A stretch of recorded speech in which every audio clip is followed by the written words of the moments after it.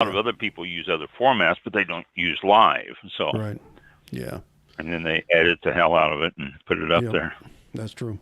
I was thinking, you could probably get away with Skype, but I don't think you can do multi-calls on Skype. Like, I thought we did that one time. I thought I was called into here. I forgot how I put that together. That was years ago.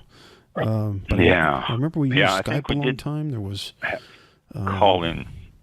Everybody else went out of business. I think that we used. To connect. I don't know how that would work. And Blog Talk Radio is the only one I know of that has the capabilities of doing live call-in. 1 minute until showtime. 1 minute. So, Cap, you're out there listening. Oh, maybe responded. Maybe he's not looking at you hosting so much, just doing basically what you're doing on this show. Yes. Just in the background, because I told him you've had to click off people real fast and all that because of stuff that's happening. Yeah. And I told him there is a green room, but the only way to use it effectively is to have someone off the air screening the calls and then putting them on and all that kind of stuff. But you need to do a full service. You have to have a few people involved in it. A host, at least if he does 2 hosts, somebody needs to be back there screening calls. Or they can just bring them on air like we do. I mean, like the guests. We can just say, hey, you're on. They'll take the chance. I don't know. Your show will go live in 5 seconds. 4, 3, that was quick. 2, 1. Yeah.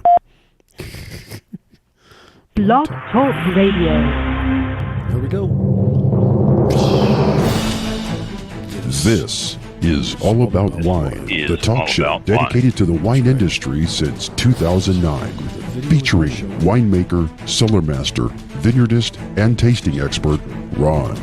Basically what we're trying to do on this program is just trying to educate people and trying to make wine less confusing and more friendly. From coast to coast. Well, hang on. My video's not showing. Oh, sorry. Hang on. Let me try this again. Your show will go live in 3, 2, 1. Boop. Blog Talk Radio. Oh, there it goes. Oh, my gosh. This is All About Wine, the talk show dedicated to the wine industry since 2009, featuring winemaker, cellar master, vineyardist, and tasting expert, Ron. Basically what we're trying to do on this program is just trying to educate people and trying to make wine less confusing and more friendly. From coast to coast and around the world. We really have had some neat people on the program. I love that. Post your questions and comments during the live show on our Facebook page at www.facebook.com/allaboutwinebtr. Again, that's www.facebook.com/allaboutwinebtr. And now, All About Wine is on. Here's Ron.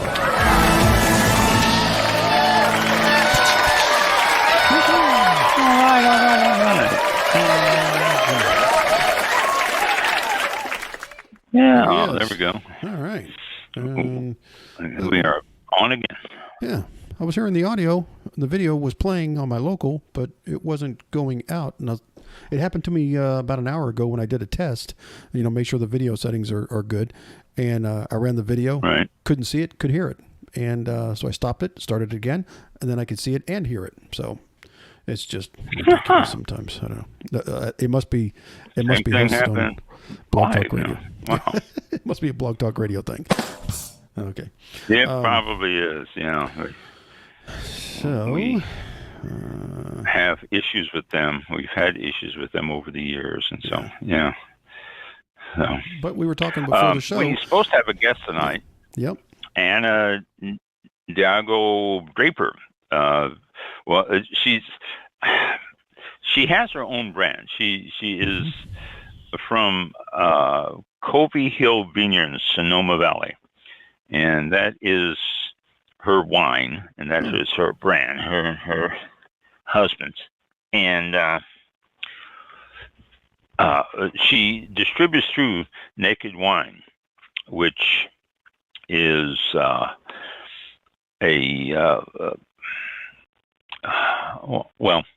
Naked Wine actually promotes wines from independent winemakers. And so she is one of many that go through them. A lot of women through Naked Wine, too. I think that might be her calling in right now, too. I see her sitting in the green room, and she can probably explain to us more about what Naked Wine is and everything else than me sitting there trying to bumble around. So we will go ahead and bring her on. Hello, Anna. Welcome to All About Wine. Thank you so much for having me. I'm excited. No, it is our pleasure, believe me. But I was just bumbling around here trying to explain the concept of Naked Wine. And since you are a member, I guess, of the Naked Wine, maybe you can explain to us what it is and what it's all about.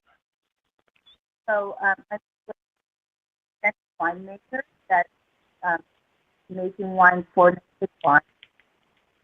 The largest wine. Wait a minute, Anna, you're breaking up here. Mike, are you getting clear video of her, or is she breaking up for you also? No audio. It's in and out really bad. Yeah, same thing here. I'm not getting, we're hearing about half of what you're saying. Yeah. Would you mind hanging up and trying to call us again? For some reason, it's a very poor connection right now. Call again. Oh, thank you. We'll try that. Oh, wow. Yeah, it was. Yeah, it was just crackling and breaking up. Yeah, I was only catching very little of that, unfortunately. Yeah. Yeah, me too. That's why I was hoping that maybe recalling. Yeah, she's back on. Okay, there she is again. Yeah, try it. Okay, let's see if this is any better here.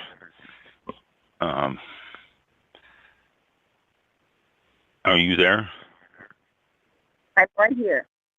Oh, okay. Good. Let's see if we get a better connection here. The other connection, you were just cutting in and out, and we could barely understand what you were saying. So, the question is, what is Naked Wine, and how does that work?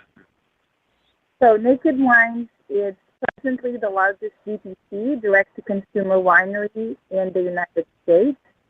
And the concept is they going to describe.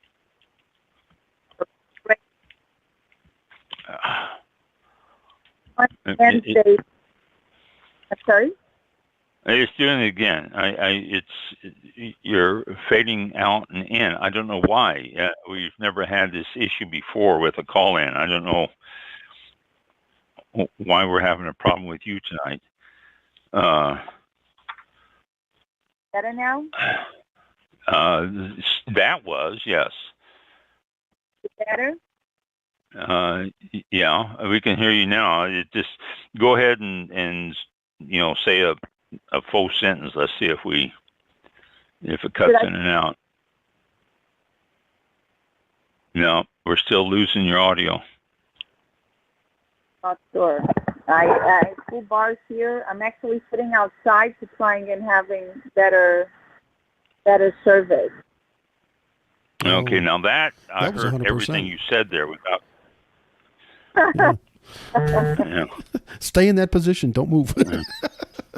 Don't stay right there. Oh, yes. Yeah. Yes. Don't move. Try it again. Yeah. Okay, so let's try it again. If you're in a good spot right now, let's try it again. Explain to us what Naked Wine is. You said it's the largest direct-to-consumer wine distributor. So the goal of Naked Wines is basically to disrupt the street to make a modern way of wine. Oh my God, the audio is cracking up again. I am getting so.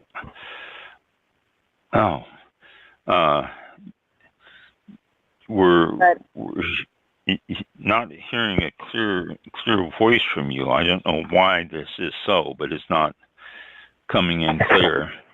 What about now? Is it better? Yeah, right now that was good. That was good? Okay. Yeah, okay. I had good. you on speaker, so maybe you can't be on speaker. That could be the problem. Trying to be hands-free. Okay, so that might be the problem. So I'm going to be super still here. You're in a good spot. Don't move. Hold the phone right to your ear. Don't move. Hold the phone. Don't Perfect. Move. Don't. Yeah, there we go. Okay, now we got good connection. Okay, that's That's for some reason that thing was not accepting your speaker on that. So, all right, good. So let's try yet again. Direct to consumer. Let's knock out and kill this 3-tier system, which I have hated for years. So, I think everyone in the business has had that, because what it does to the consumer is it adds cost to the final pricing. So Naked Wine's business strategy is to support independent winemakers directly through the backing of members. And we refer to those members as angel investors. So they pay into what you would call a savings account. And when they have enough money to buy 6, 8, 12 bottles, whatever they wish, they can select wines made from these independent winemakers. And the wines that we make for Naked Wines are sold exclusively on the website. So you can't find these wines in distribution anywhere, but that's how we cut the middleman. So on one end, we are supported directly, in a way almost crowdfunding. So these angels that pay into the business, they are the ones paying for grapes, for production costs, for barrels, for glass, bottling, everything. And then the wine goes in directly to distribution centers that belong to Naked Wines, and from there to directly to the consumers. You don't need to be an angel to buy wines from the website, but if you are an angel, you get up to 60% discount as a thank you for the support and your membership in a way. And the success of it comes with the fact that you're able to find, Naked Wine supports winemakers from about 14 or 15 countries around the world.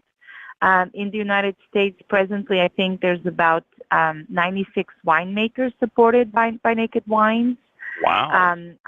And it's really fun. It's very different from a wine club because you can basically select a wide variety of wine styles and select wines from all over the world. And it's a great way to get into wine if you're just starting to find these different wine styles you like. But I think if you're also a savored and seasoned wine consumer, you can also find a lot of different wines that will, I feel, appeal to you within the website.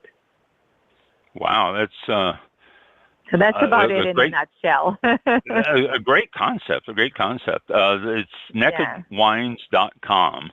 Nakedwines.com is the website, correct? If anyone wants to. Yeah, and the cool thing is each bottle, each label, it really is a passion project for each winemaker, and you'll find a really wide array. In the U.S., you have, obviously, California is the one that's more represented, but there's winemakers from Oregon, from Washington, from the Finger Lakes, from a really wide array. From Texas, there used to be a few. I'm not sure if there's still some. And the support given to independent. I've been with them since they came to the United States in 2012.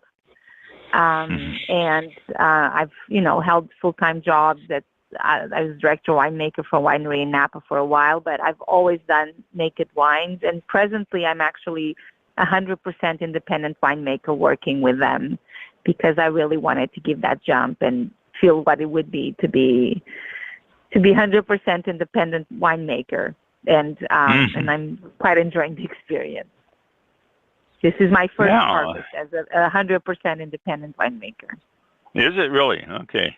Yes. That's a great concept.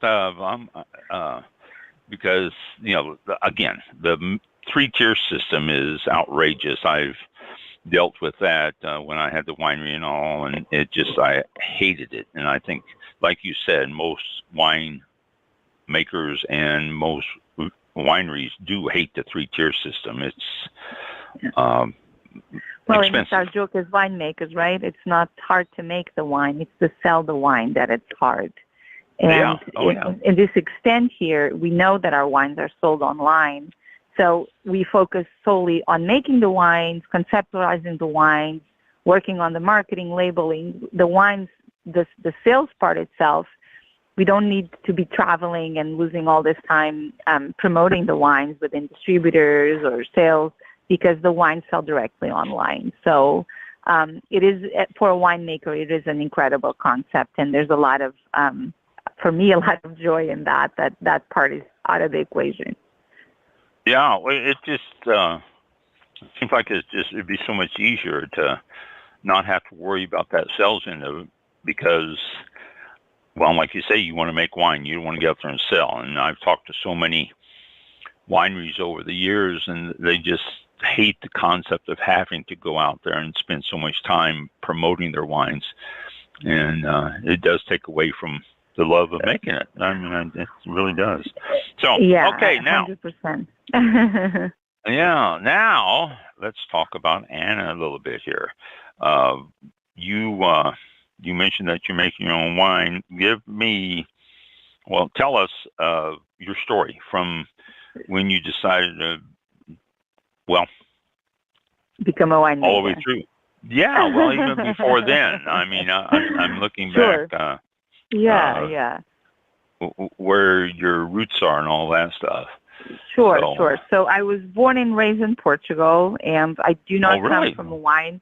Yes, I was born in Lisbon and then raised outside of Lisbon and studied and lived in the south of Portugal in the Alentejo region for about 10 years before I moved here. So I've spent, my whole family is still there. I came to the U.S. I knew I wanted to do something related to agriculture, but I wasn't exactly sure what. And so I dabbed in different things. I loved beekeeping, different things. And then in my third year, we had a 5-year degree. In my third year, I took a first winemaking class, and the professor was a very seasoned winemaker. He's still a really big consultant, and he has his own brand in Portugal. And so he didn't give us a very, academic vision of winemaking, but a very practical one, because he was a winemaker making wine. And I think after that class, a lot of people who attended, we were very taken and really curious about what it entailed. And it was a bit of, winemaking 101, kind of very global, but we got to do a little bit of everything. And I was very curious. And then after that, I applied and I started working in the university. I studied at University of Évora in the south of Portugal. And I worked in the experimental cellar on and off while I was studying, helping in different projects, and working a lot with a cellar master there who had been there for 30 years and was just, had so much knowledge, and I learned a lot from him. And I worked a couple of harvests there and wineries, and then I wanted to have an international experience, and I just always been I had been to California once when I was a teenager on a vacation, and the U.S. always had just a lot of appeal, particularly California. So I decided to do a harvest here, and I absolutely loved seeing the technology used. That's coming from Portugal. Everything was much more old school.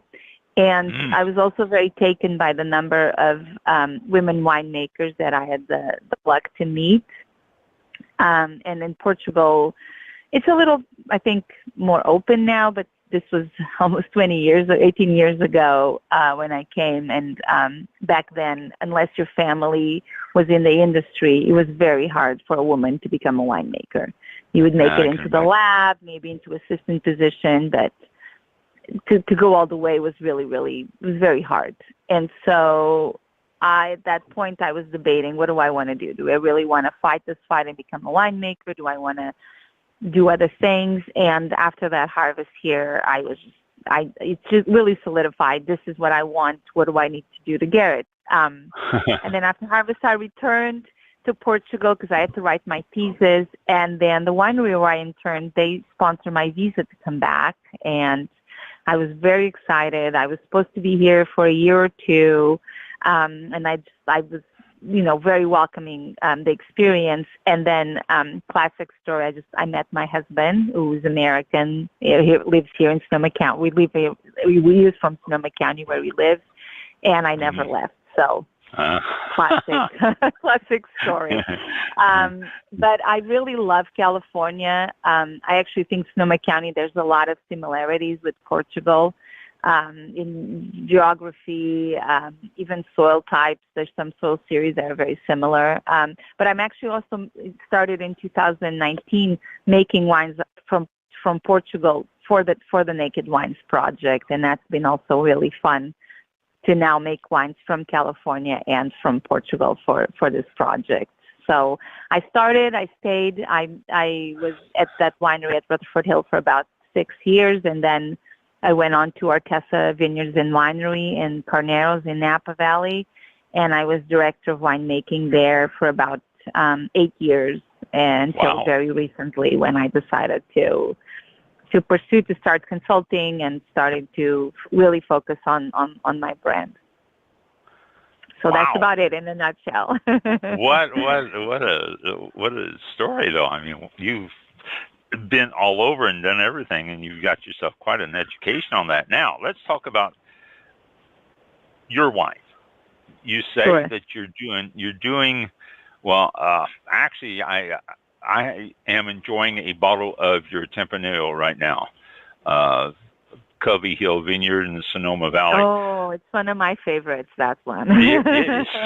It's good. It really is. It's very good. It's got some rich flavors, just right amount of tannins. I like the tannins that are coming out of it. It's not real acidic, which is really pleasant because the acid is balanced very well with the wine. It's not. Thank you. And it's very young still. It's a 2021. It got bottled in February, so I think it's a wine that has a lot of ageability and needs a lot of time to age and bottle. But for naked wines, we need to when we make these wines, it's different than making it for if you're making it for a very high end winery where people will pay a lot of money for a bottle, but then they would hold on to it, right? They age it in their cellar. Most of Naked Wine's consumers, they want wine with personality, with great flavors, great balance, but it also has to be a wine that's ready to consume in the very near future. So that definitely dictates how we pick the grapes, the level of ripeness, how we produce the wines, how we ferment the wines. That's from a tiny little vineyard in the heart of Sonoma Valley in Sonoma County. The owner is just, and that's one of my favorite things, obviously. I think a lot of winemakers is connecting with the grape growers and really, I love that site. It's so special. He has about 4 different clones of Tempranillo, and it's about, I think in 2021 was less than 100 cases. This year will be about 150. So it's a small vineyard, and it's just a wine that gives me a lot of pleasure to make. And that's the cool thing with Naked Wines, right? You find a vineyard, say, hey, I found this great vineyard. It's a small project, but I think it'll do really well. And I'd say 90% of the time they will agree with our crazy ideas and support these endeavors, even if it's a small project like the Covey Hill Tempranillo. Well, you nailed it when you said that you wanted to get one that was young and had a lot of character. This does. I'm really impressed. So you brought up so many questions when you were talking about that. You say you clear it with Naked Wines, or you go if you want to do it from. I'm lost on how this works. So basically, we pitch the projects, right? So a lot of times they say, "Hey, we have a vineyard. That is available? That another winemaker, for instance, doesn't want to work with you. Are you interested?" That was mostly in the beginning. And 2012 was the first vintage they came to the U.S. because they existed first and foremost in England, in the UK. That's where the company was founded. And they came to the United States. Yes, it was a UK concept, and they supported winemakers from all over the world from the get-go. Not a lot from California, mostly I'd say from Europe, and some in the New World, mostly Australia and South Africa. And then when they came to California, obviously a wide array. And I think people were very suspicious of the concept when it appeared in this kind of too good to be truth. Yeah, really. But I was familiar with it because I was at a symposium and ran into the founder, Rowan Gormley, was one of the speakers. And so I was very familiar with the concept. When it came to the U.S., I kind of jumped at the opportunity. So in the beginning, it was more them saying, hey, we have these vineyards. Are you interested? It would be like yes or no. And as the time went by, then I was given more that freedom of saying, hey, I found this great sourcing. For instance, I make a Tempranillo and a Touriga Nacional and a port from this vineyard in Amador County that I found through a friend. I found a Covey Hill vineyard. I make a high altitude Cabernet from a vineyard up in Cloverdale Peak in Mendocino County. All these from California, another one from Alexander Valley. And these are vineyards that I found throughout the years. And sometimes we hear yes, sometimes we hear no. The wine from Portugal was kind of like that. After a trip to Portugal, I spent about a month and really reconnecting with friends in the industry. Excuse me. And on the plane back, I just had this epiphany. I said, in my mind, I said, I want to make wine in Portugal again. And so I started making a plan and found great partners to work with there. And I pitched the idea, and they said, that's a great idea. Let's do it. So it's a bit, you can pitch the idea. It doesn't mean necessarily will happen, but they're definitely very, very open if it's something that makes sense within the business model, and more than that, within each brand, right? Because each brand has a story to tell. For me, I make wines, Portuguese varieties or Iberian varieties in California. I make about 3 different Tempranillos in California. Wow. And now I'm trying to put that into also in Portugal, making a Tempranillo from Portugal. I will release an old vine Tempranillo next year. I made some aromatic white, some rosé. So, but I want that to have some personality too. I just don't want to say, I'm making these, wines from Portugal that have no, they're just random or generic. I want that personality from the wines in California to also translate into the wines in made in Portugal. Yeah, well, it sounds like, well, tasting this one now, you've got yourself a good basis for what you're doing. These are great. Oh, thank you. The Naked Wines, they are still headquartered in England then? Well, initially they were in England, and now there's an office in England, office in Napa in the United States, an office in Denver, and then they started about 6 years ago in Australia also. So now the company exists in all those 3 countries. I actually think the headquarters are still, the headquarters I believe are still in the UK. Yeah. So when you say you clear with them, you contact them, it's just a local thing, or is it? No, I mean we have a winery. So Naked Wines has a winery in Kenwood in Sonoma Valley.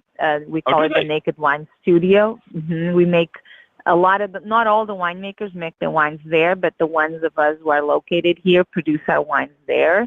There's a director of winemaking who we clear with. There are production planners, and we're always in contact, always, will come probably January, it'll be time to plan, what am I making next year? And then we sit down and talk, look at volumes, what worked, what didn't work. So the wines, the angels, or the angel investors as we call them, they rate every wine online. So if you go to the website, you see that wines are rated from a 0 to 100 scale, and they leave reviews, which we reply to. So that's a really cool part. On one end, you have the feedback, positive and negative from the angels, but there's also that direct interaction with the winemakers, which is not usual. And I think the angels quite enjoy that. There's sometimes some banter and, back and forth. We post things on the website, and there's a lot of intervention from us on having that feedback. And that also helps us to make better wines, or to make wines that appeal to the angels, because at the end of the day, they're the ones supporting our dreams to make these wines. So if we're making wines that they score low, or they're not successful with the angels, there might be, a conversation saying, well, maybe we should review this, maybe we should, increase your production here and not there. So there's definitely a very open discussion, but, as a winemaker, how it is, right? I mean, often we go to a vineyard, we see something, or I don't know. Sometimes I'm driving around and just have this crazy, stupid idea like, oh my God, this would be so fun. And then you tell them, and sometimes they'll be like, no, thank you. And other times they love the idea and they say, yes, let's try it out. And so, and that's having that feedback, but also there's a lot of creativity that goes into it. And I think the company fosters that creativity within the independent winemakers. There's a lot of single vineyard wines, and so it's really, really interesting. And there's never a boring moment, let's say, like that.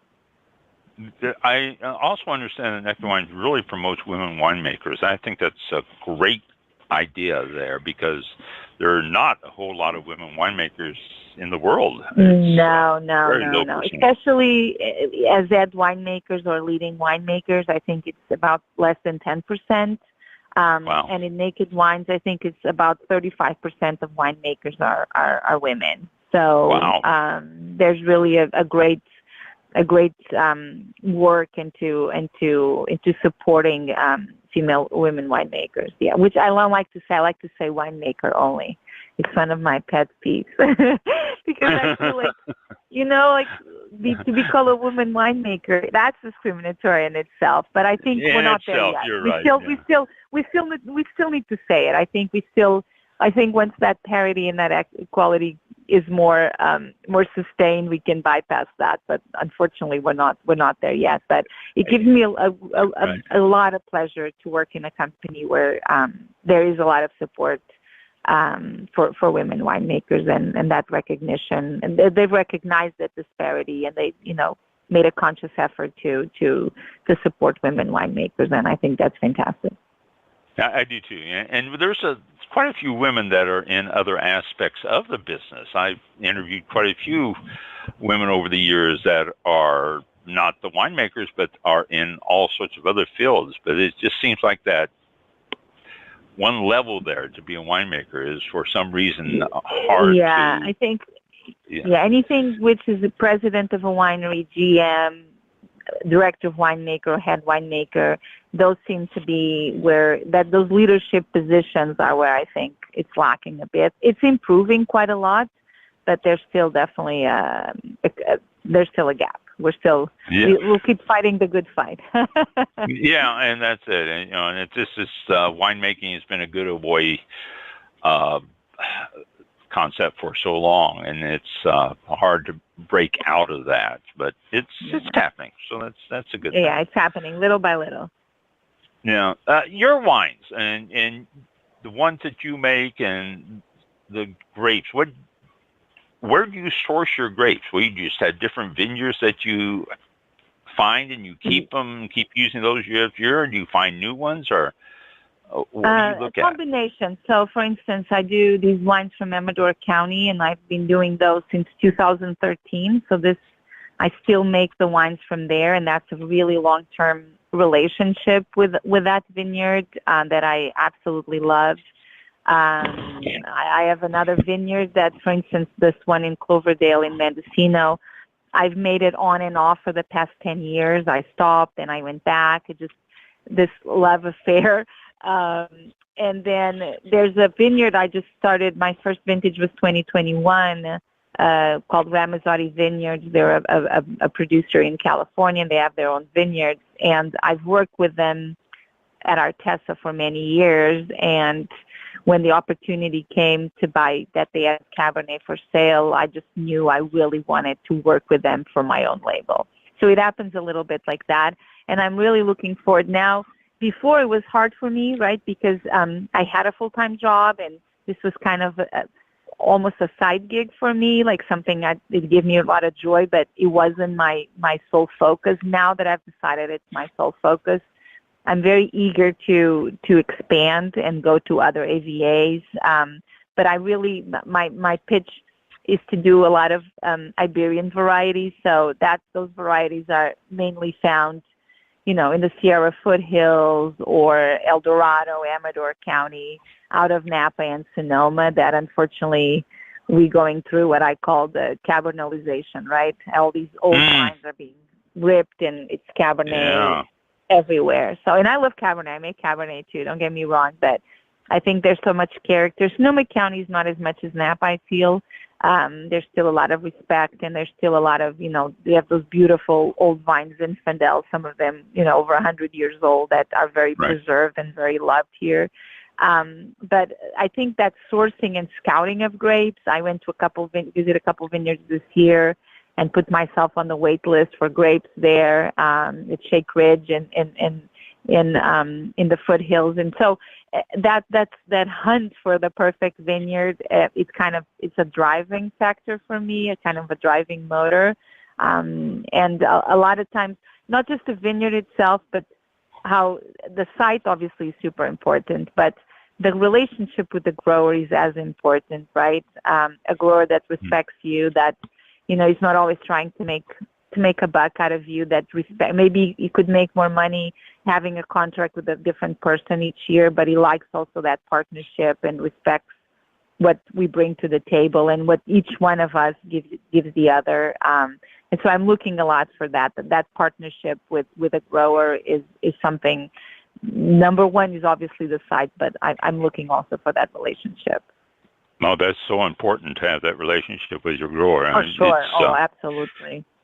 You know what he's doing to your grapes, and if you want something a little different, if you have that relationship, he'll be happy to do it for you and all that. It really is an important thing. And support each other. In California, we've been through a lot with the fires and drought. It's just been, these last 6 years have been very complicated. And there's just been, when you have that relationship, you can support each other. If you try a little bit, each part gives in a bit. And I've really found in these last few years that, I didn't always knew if this approach was the best one, but now I know it is from my experience in the last few years with all the issues and challenges we've had. No, it's unbelievable what the growers have went through there in California. It's amazing that. Yeah, amazing that they didn't just pack it up and leave. Yes, the perseverance is fantastic. I agree. Yeah, you source your grapes from different vineyards and all that. How many wines do you make right now? How many different varieties? Oh, gosh. So I make 3, 4, 7, 8, 9, 10 different wines. 10? Wow. 10, yes. 10 different wines. I produce about 10 different wines for Naked Wine. And they range from 100 cases to about 3,500 cases. But you say you make 3 different Tempranillos, so is that part of your 10 and stuff like that? I actually make 4. I make 2 different ones, 3 in California, because I make, so the Amador County wines is what I call the trio. So I do, from the same vineyard, I do a Turigan, as you know. I do a Tempranillo, and then I do a 50-50 blend of the 2. And initially, the wine was just the 50-50 blend, and then that was like, there's a good story. That was one of my fights with Naked, and after 2 or 3 years of pitching, I think they were so sick of listening to me, they finally said, they were beaten by exhaustion. And they finally said yes, because I really wanted to bottle the varietals independently. So we were already making the Turiga Tempranillo blend, but I said it would be really fun to bottle them on their own so the angels could see what each varietally brings to the blend. And I finally convinced them, and it's by far my most successful 3 wines. They sell out very fast, and they always have a very high rate of acceptance, and angels are very passionate about which one of the 3 wines they like the most. And then I do the Covey Hill that you tried, and I'm making 2 other Tempranillos in Portugal. And then I make a port out of Portuguese varieties from that same vineyard in Amador. And then 3 different Cabernets here in Sonoma County and Mendocino County. And these are all, for the most, they're all single vineyard. They're not all bottled as single vineyard wines, but they're all from one specific site, and I really like that. I guess the one I mix is, I have a red blend from Portugal that comes from different sites, but other than that, all these other wines, even the wines from Portugal, come from one vineyard only. And I really feel that I'm telling a story through a wine of this specific place in a determinate place in time. So each vintage tells a story, and that was one of my goals, was to make these wines from one site only, which could be very positive or very negative. If it's a bad vintage, you have no way to hide it, to make it go away. But it gives me a lot of joy, and I love the challenge that it brings to my winemaking journey as a winemaker. That you have to make the best wine possible because you have nowhere to hide it. Because that's it. That wine is what you're going to put in the bottle. Well, if you're making 3 different casks on the same site, how much variation are you? They're from different vineyards. One is from Alexander Valley, so warmer climate. Oh. Okay. Another one is from Moon Mountain, which is an AVA in the back of Moon Valley District, in the back of Sonoma Valley. And then the third one is a mountain site up in Cloverdale Peak. It's one of the highest AVAs. I think they sit in California. They sit about 2,200 feet of elevation. Wow. I actually just had to go there today to check on the grapes, and it's a trek to get up there. But it's just absolutely, feel like you're on top of the world with a view. So there are 3 casks, but from very different sites throughout, within a radius of, 50, 60 miles. They're very, very 3 distinct sites that I'm going to make those Cabernets for. Yeah, and tastes very different too. Yeah, it sounds like they would be quite different because of the elevation and all that on the house. That would be interesting. Your wine angels, wine grapes are expensive. Do they participate in the purchase of that? How does that work? Do you purchase them? We purchase everything. So the business does. So what they do is by paying into their angel savings, their wine savings account each month. They're paying, obviously they're putting money there to buy the wines, but that money pays for our production expenses, pays for grapes, pays for the staff at the winery, the enological products at the winery, pays for barrels, pays for all of those things. So that money is a direct investment into basically it's what we call it is crowdfunding for winemakers.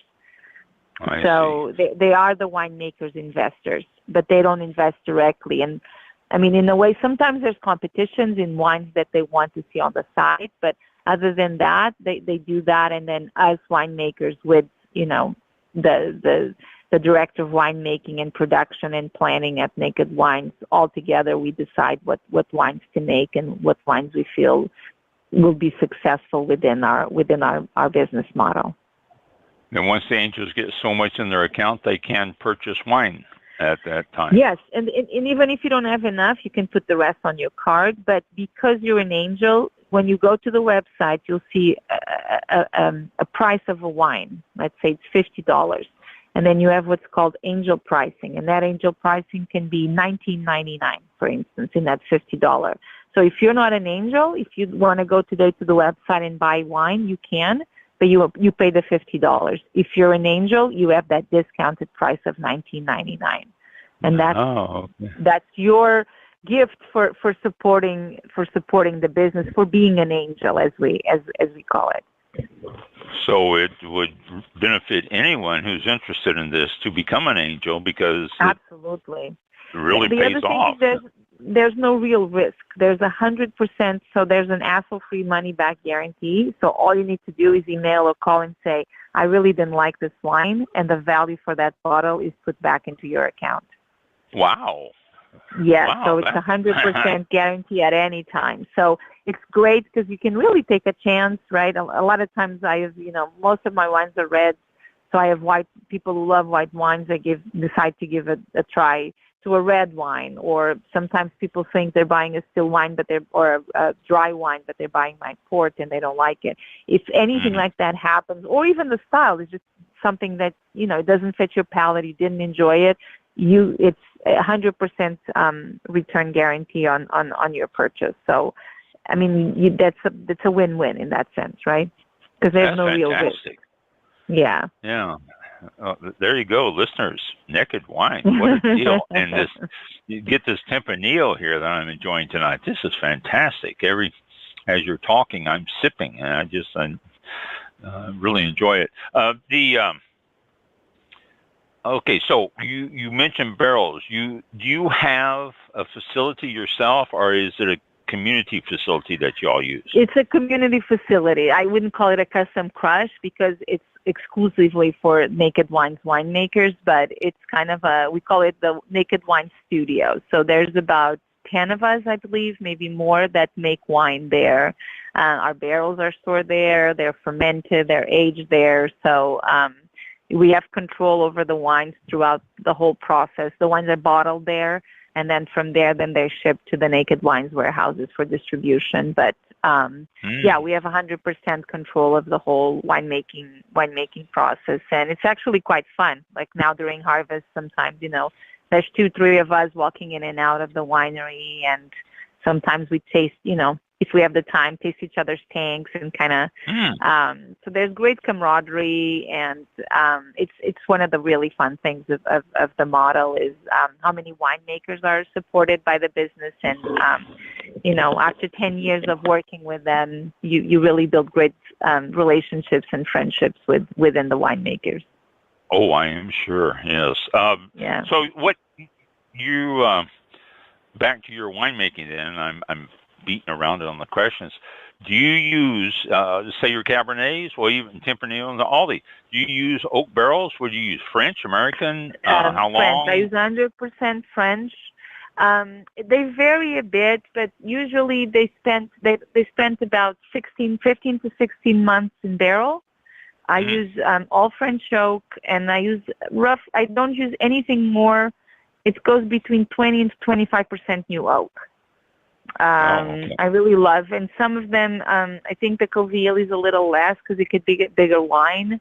And so sometimes I use only about 10-15% new oak, and then I use a few, 1 and 2 year old barrels to replace that new oak. But it's great, and I mean, it would be impossible on my own to make these wines because the barrel investment alone, as you know, could be quite steep. Yeah. It could be it could be an absolute challenge. Staggering yes, cost of new barrels. Insane. Yeah. I actually, for the first time, I went to see the forest this year in France with one of the Coopers. Yeah, I've never been, and I actually now understand why French oak barrels are so the cost and what goes into making them, and the forests themselves, and it's quite fascinating. But yeah, we're very lucky that we have that support. But I'm very specific. I know there's a lot of winemakers using American oak. There's a few wines now that came out in bourbon barrels. It's a new thing, and a lot of angels. Right. I see a big push on those style of wines. But for me, and I like to mix Coopers. I really feel barrel is a bit of our spice, right part of our spice rack. But I really try not to overdo it with new oak. Yeah, you can. It can be overpowering. I mean, it's the oak can just take away from so much on a wine if you're not careful. Exactly. You want the fruit to be the star of the show, and the oak to be there as the backup. You don't want. Sometimes you feel the reverse, particularly in California wines. I feel like it's changing a lot. I feel especially the last 4 or 5 years, there's been definitely a pushback, but you still have those very oak-driven wines. That's definitely something I want to go away from. Yeah, well, that's good because, like you say, California, I'm glad to see that they're backing away from it. They have been from what I've tasted lately, but there was a period there, in the early 2000s up to about 2015, it's just like everything was oak to the point where you couldn't detect anything else in the wine. It's just oak. Yeah. And, it got and out of that's not hand, what you want, right? It's nice to have that, like, at that lengthy finish, right? That you feel like that, in like that retro palette, that you have that oak, but you want the fruit to be at the forefront of everything. That should always be the dominating feature of a wine. Particularly with Chardonnay, I feel that's been a big shift in California wines, which I'm very happy to see. I love Chardonnay, and I think California is great, particularly working in Carneros, that cooler area of Napa. They're just beautiful vineyards. You can make just such stellar Chardonnays, and they could be barrel fermented, but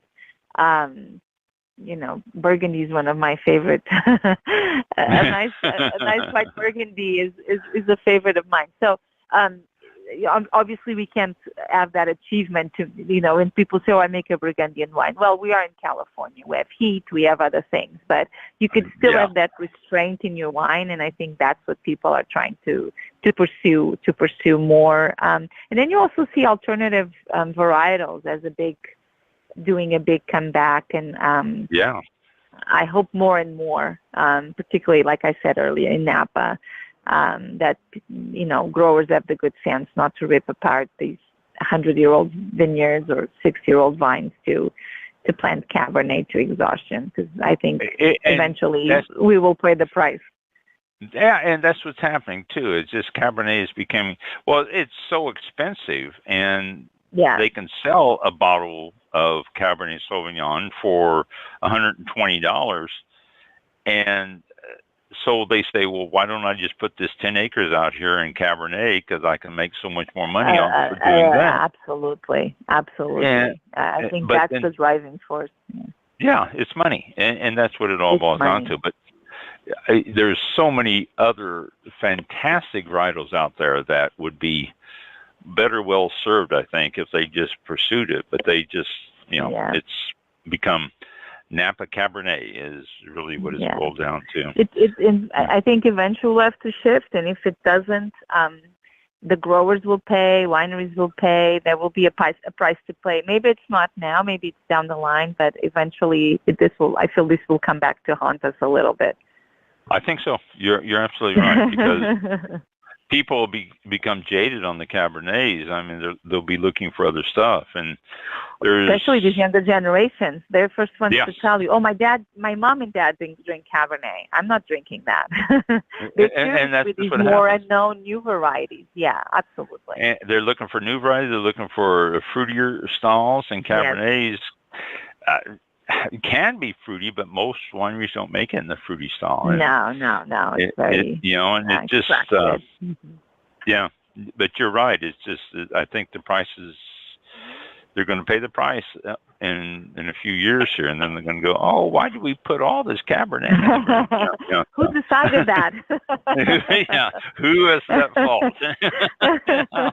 Yeah, exactly. So I have a little card here, and I was reading before the show, but I noticed that you won a number of awards.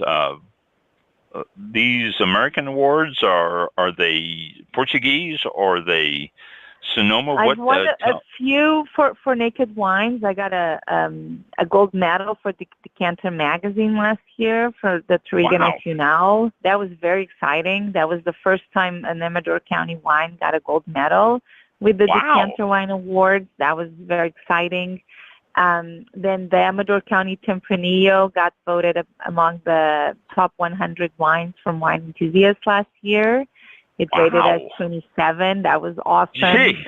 Yeah. Yeah. So and the cool thing is, I mean, I've got different accolades with Artesa and the winery I worked before, but these accolades with Naked Wines are very, very exciting.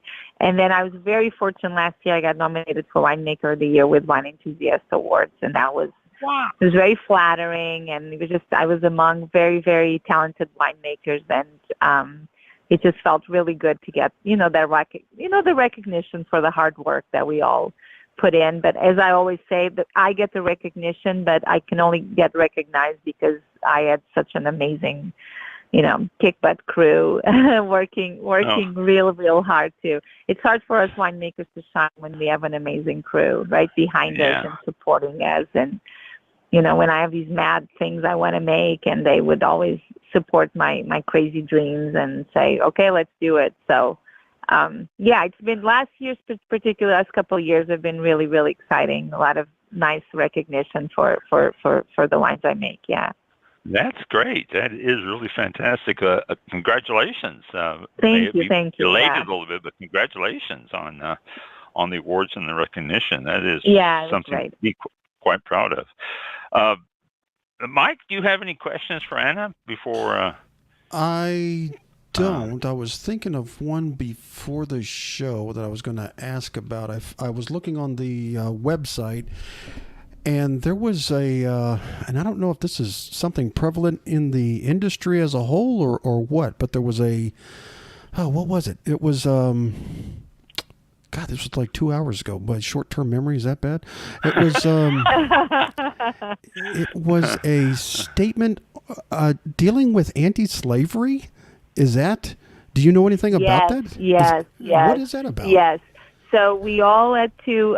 It was a very important thing within the company that we all the winemakers had to actually talk to the vineyards and to ensure and winemakers that make wines at different places that there was no that they were sure that there was no slavery or exploitation of in our case I think a lot of it has to do with vineyard workers in the vineyards that we work with and in the wineries that we worked with.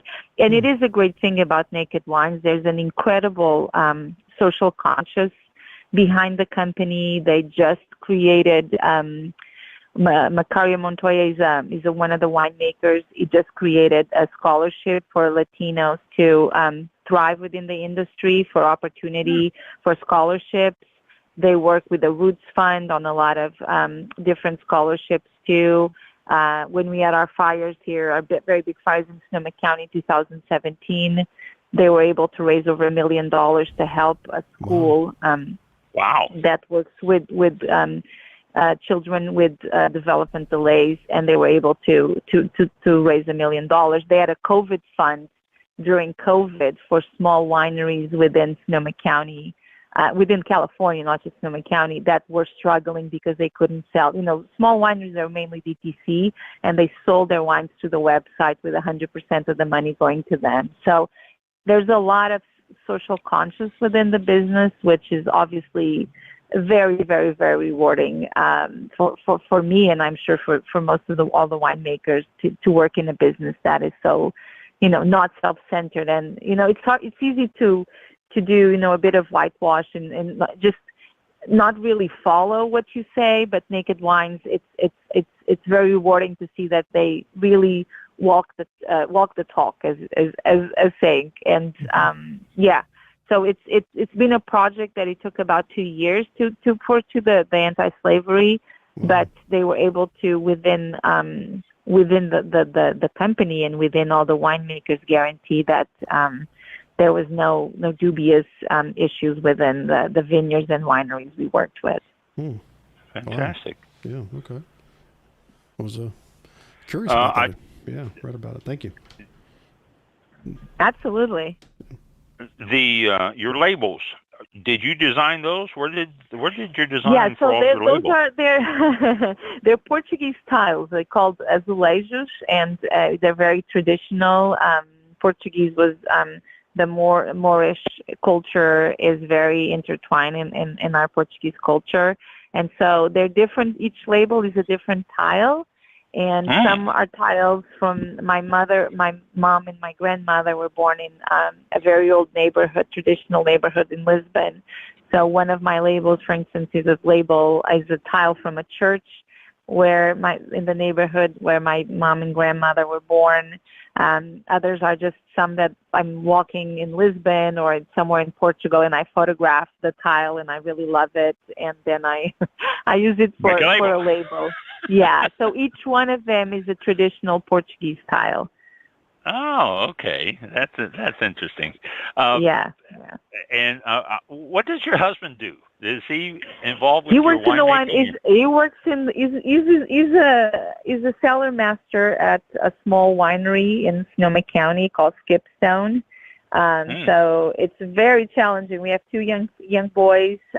So harvest for us is it's quite it's quite a challenge when you have children and both of you work in production. You can imagine the challenges that come with it. We rely a lot on family, babysitters, and and I can imagine to make it happen. But it's great because at the same time you have a partner that really understands what you do, and we really work as a team. He's incredibly supportive of everything that I do, and he's absolutely amazing.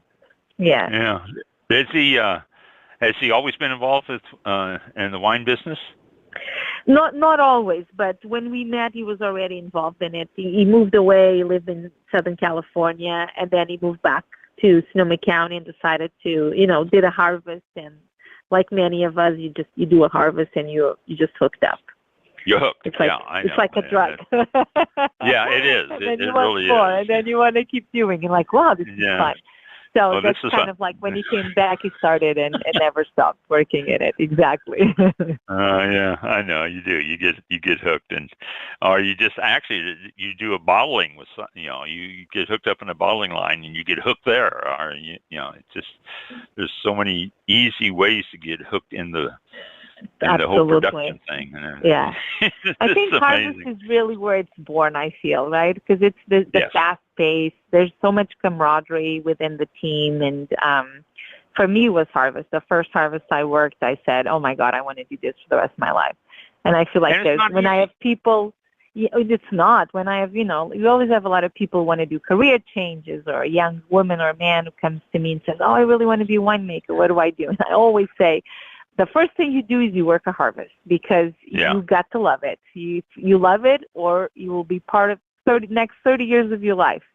You'll have no fall, no summer. This is your life. So if you don't like it, then you'll know that this is not the right job for you. But you will know your first harvest. No one is different. You love it or you hate it. That's so true. That's always my advice. So true. And that's great advice because if you that harvest, it's hard work. I mean, harvest, it's hard work, and it is very hard. It's a marathon, right? Not a sprint. It's a long, hard work. Yeah, long, hard work, and it spreads out over a couple of months usually, and you just don't get up at 9 and go home at 6. I mean, you're up at dawn and you go home at 11, 12 o'clock at night. You're up the next day. Yeah, I know. You never know when. You never know when. But boy, I'll tell you, when the whole thing's done and you kick back and everybody's sitting around having a beer and a slice of pizza, and you're going, "Wow, that was great. Let's do it again." Yeah. It's a great feeling. But I always tell people, that's the first thing. The number one step is to do that. And travel, do it in other places and see how you like it. And if you love it, then you're in the right path. And if it's not for you, then you know that this should not be your business. Yeah, that's there's so other true. ways of working in the industry, right? You can work in marketing in different parts, right? If wine industry is your passion, it doesn't have to be in production. But I think there's still the great allure and romanticism around being a winemaker. Which sometimes I'm surprised why. It's really hard work, and but it's also really fun. If someone asks, "What do you do for a living?" "Oh, I make wine for a living." It's like, damn. I mean, that's amazing. That is really, I know. I had a winery and I made wine. People say, "What do you do?" "I make wine." "Oh, no, really? I do too." And I go, "No. Not a carboy in my closet." I really make wine. I really make wine. Yeah, I know. And people go, "Oh, wow, yeah." So it's a cool thing. Ana, thank you so much for taking the time and talk with us tonight. Very informative. Everybody out there needs to get on the website, nakedwines.com, and become an angel, because it's a great concept and a great way to get some great wines. And once you do get on there, get yourself a bottle of her Tempranillo from Colby Hill Vineyard, Sonoma Valley. This is the 2021 vintage. This is fantastic. I said it before. I will say it again. You did an excellent job on this wine. And if all of your other wines are anything like this, I can see why you're getting so many accolades. So. Oh, thank you so much, Ron. I really appreciate you both, and thank you for having me. No, it was definitely our pleasure. Thank you. Before you go, give us contact information for Naked Wines and for Ana Diogo-Draper Winery wines. Sure. So people can they can go to nakedwines.com. So you just go to the standard website, and then you can search for wines. You can search for winemakers. You can search for countries. You can search for wine styles. There's a lot of different ways to go about. And for me, you can find me at Ana Diogo-Draper, either on the website or on Instagram. And I'm not on Facebook. My Facebook is having issues. So right now, only on Instagram at Ana Diogo-Draper Wines. Very good. Thank you so much. Thank you so much. Best of luck to you. And sometime in the future, maybe we can talk again. And if I'm ever in California, I'd love to. I would definitely come and visit. Please let me know. Yes. I'd love to host you here. Absolutely. It was a pleasure. Thank you so much. Thank you. Thank you. Have a good evening. Thank you too. Bye-bye, you guys. Thanks. Bye. Thank you. Bye. Thanks. Bye. That was interesting. Naked Wines. I've heard of Naked Wines before, but I never realized the full concept behind it. That is really, really an interesting concept. That's absolutely great. So, like I said, people out there who are looking at bypassing the middleman and saving themselves some money, and that's one of the great concepts about all this, is the three-tier system is something that's been a thorn in the side of everybody. Well, not just wineries, everybody. A lot of people. Since they repealed prohibition and set up the three-tier system, it has been a thorn in everybody's side. So this is a first step in getting rid of that. That's good. That's great to hear. So direct to consumer. This is what a lot of people are trying to do. So okay. I wanted to say something too about All About Wine and about our show. We are live. We are one of the few shows. Yes. In fact, I think maybe about the only one that is actually live. Yeah. What you hear from us is what you hear from us. We don't edit. We don't spend a couple of 3 hours after the show tearing it apart and putting it back together so it sounds nice and pretty and everything. This is the show. I mean, as was obvious when we started this one, we had troubles with Anna getting her so we can hear her. Yeah. So I just wanted to point out that we appreciate everyone out there who listens to us, and if you listen to us live, fantastic. We appreciate that. If you listen to us on archives, it's the same thing you hear when we're live. We don't go back in on archives and edit stuff and rearrange it and try to make it a pretty show. This is what you get. And we do appreciate all the listeners out there and everyone that has been following us for years and years. Wow. Yes. Yeah. Cool. Thank you, bus people. I didn't realize that.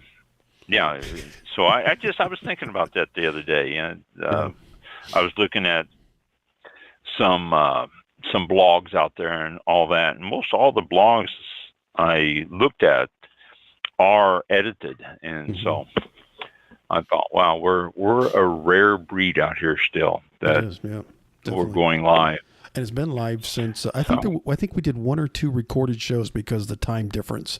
I remember. Yeah. Wasn't there like Australia? There was the Drifting Winemaker. I think it was for one in maybe it was Italy. I think that the duo from Alma, Italy. I think it was. Our regular time is like 1 o'clock in the morning or something that time. But a couple of but it's not recorded in a sense of, let's take out all of the pauses. Let's take out the phone issues or anything like that. It's even though we'd have recorded, maybe 3 shows tops in the past 13, 14 years, we recorded it live without any editing or making it look sound good type of thing. No correction. Stuck it on there. Yeah, it was like this is the way we recorded it live, and this is what you're getting. It's like take it that way. So it's very good. And it's been like that since 2009. So. Since we started, we've been going live. All of our shows been going live. Yeah, and I've been asked whenever I book guests, the guests themselves or the people who book the guests ask, is when are we recording this show, and is there anything? I said, no, we don't record. We just do it live. We get on there. We just talk with people. It's just a conversation. And we've never had any real issues. People have always been very open and interesting, and we've had some great guests over the years. Oh yeah, live or it's never been anything we've said, oh no, we need to edit this or we need to not air this. It's everything has been it's fantastic. A few of the callers might have changed that. A few of the guests, or not the guests, but the listener callers, that's kind of there was a time I think I removed something. I did re-upload or re-edit that episode, but just to get their stupid comment off of there, and that unfortunately ruined it for anybody else who wanted to call afterwards, because it has. So kind of saw what they wanted to do on the air, and it got to be too many of them, and it's like, I guess we have to close the line down. So Chef Rob, I don't know, Chef Rob just jumped in on the chat room on Blog Talk Radio. Thank you for tuning in, joining us there, and but we're at the end of the show. Unfortunately, it is. Let me see which clock I want to look at. Almost 8:10, 8:09, almost 8:10. It is 8:04 on my second monitor. So. Boy, you're 5 minutes off. Okay, I sure am. Yeah, it is. It was 30 minutes off about the half hour, and then. And then it caught back up. It ran a marathon, and it was on time for a bit, and now it's backing off again. So now it's 8:10. We have a guest next week, though. You all can tune in next week. Our guest next week is that John? John. From Australian Wines. He's talking about Australian wines and stuff. That should be interesting too. Australian wines are always very popular, and so he will be our guest next week. Now, is he in Australia, or is he in the U.S. or someplace around here? Just talking about it. I think he's in the U.S. I don't have the thing pulled up in front of me here now. I was just wondering if it's let me see it. Because Australia is if I can find it. What's Australia time now? It's like 3 days from now, isn't it? Aren't they like 3 days ahead of us? I forgot how that works. They go across the international date line, and then they bounce back, and then they go with the satellites. Yeah, I don't know. It's strange time difference. We did talk to someone in Australia, though. Yes, we did. Yeah, live. I can see. So, in Perth, Australia. Perth, Australia right now, it's Friday, 8:11 a.m. Oh, so they're 12 hours ahead of us. Well, that's not bad.